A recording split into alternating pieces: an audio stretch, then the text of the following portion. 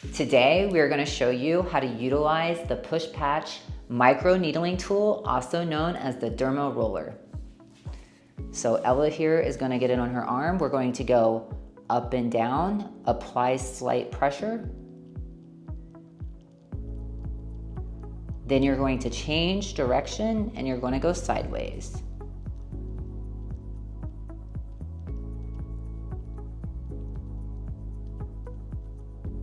Now, you're ready to prep the patch.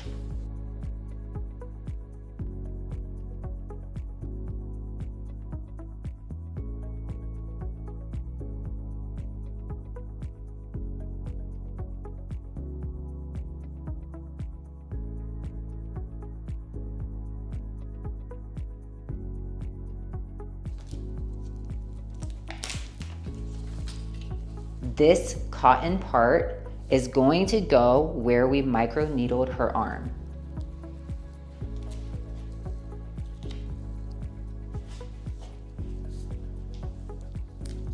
Press firmly against the skin